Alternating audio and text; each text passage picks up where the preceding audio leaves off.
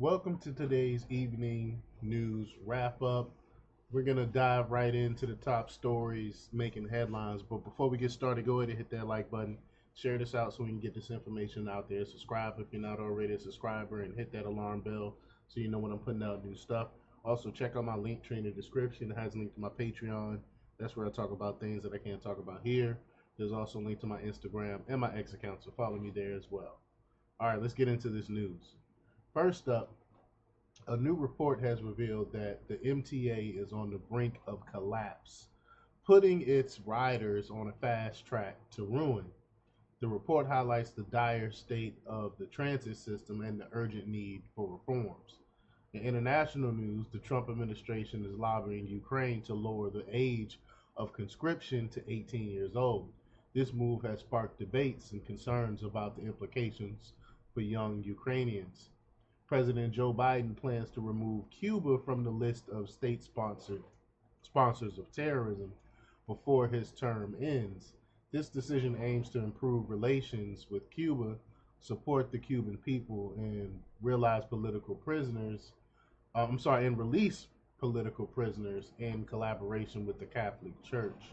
However, the incoming Trump administration is expected to reverse this decision.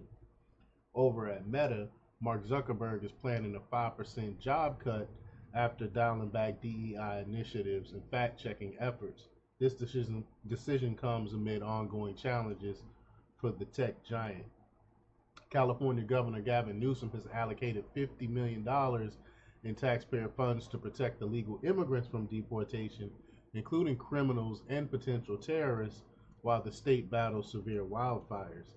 This decision has sparked controversy, with critics arguing that it diverts attention and resources from the ongoing fire crisis. Newsom's plan includes $25 million for the California Department of Justice to counter the incoming Trump administration, and another $25 million to defend immigrants against deportation, detention, and wage theft.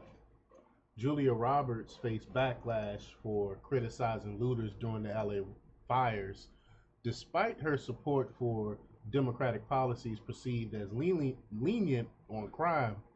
Her Instagram post about a SoCal fire fund, which included a strong message against looters, sparked criticism from social media users who pointed out her previous support for policies like defund the police. Vice President Kamala Harris declined an invitation from J.D. Vance to tour the Naval Observatory, the official residence of the vice president. Harris's team cited her focus on a canceled overseas trip and the California wildfires as reasons for the decision.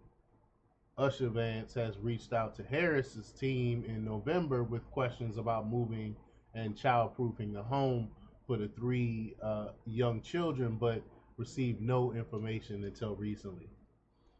The Justice Department fined a Minnesota restaurant chain $95,000 for requiring excessive documentation from immigrant workers to verify their work permits. I don't see anything wrong with wanting to verify, but the settlement also mandates employment training and the posting of employee rights forms in both English and Spanish. The investigation found that the restaurant chain imposed additional requirements on lawful permanent residents compared to U.S. citizens.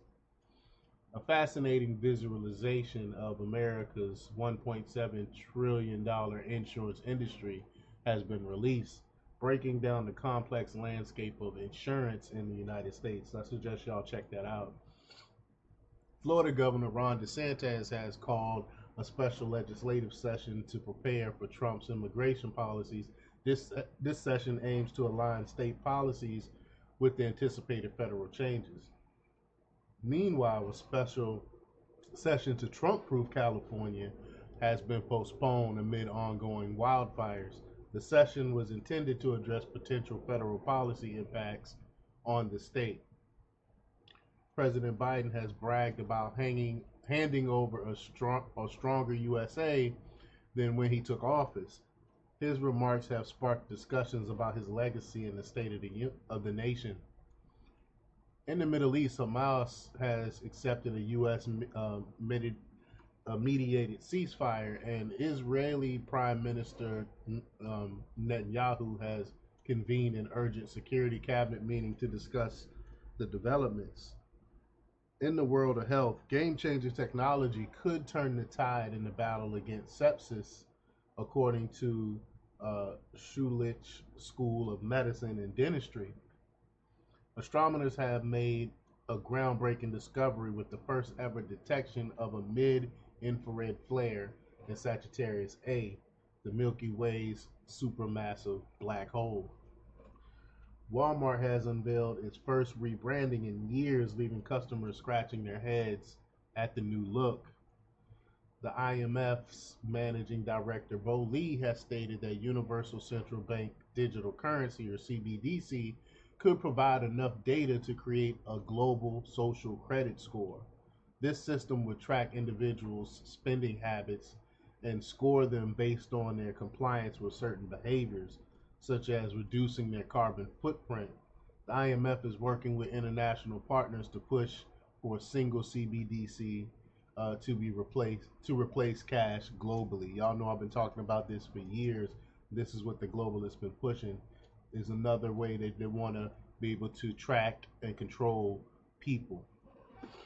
MSNBC President Rashida Jones is stepping down amid a ratings decline and credibility issues following the U.S.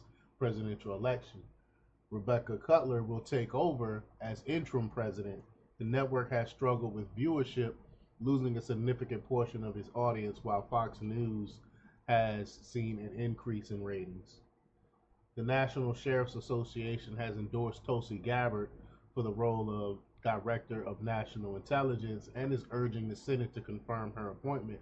They believe her experience and commitment to improving coordination between coordination between intelligence agencies and local law enforcement makes her well suited for the position. The association highlights her leadership and understanding of national security threats as key reasons for their support. New Yorkers are overwhelmingly in favor of banning mask wearing in public, a development driven by concerns over crime and harassment. And finally, the House of Representatives passed a bill banning transgender athletes, biological males, from competing in girls' sports at federally funded schools. The bill, known as the Protection of Women and Girls in Sports Act, has was introduced by Rep. Greg Steube and passed with the vote of 218 to 206. Rep. Alexandria Ocasio-Cortez strongly opposed the bill, arguing that it will harm women's rights. I think that's quite funny. It's going to harm women's rights by not allowing biological men to participate in women's sports. Like, that makes no sense to me, but I digress. But that's it for the evening news wrap up. Stay tuned for more updates, and don't forget to like, share, and subscribe for the latest in news. Until next time, peace.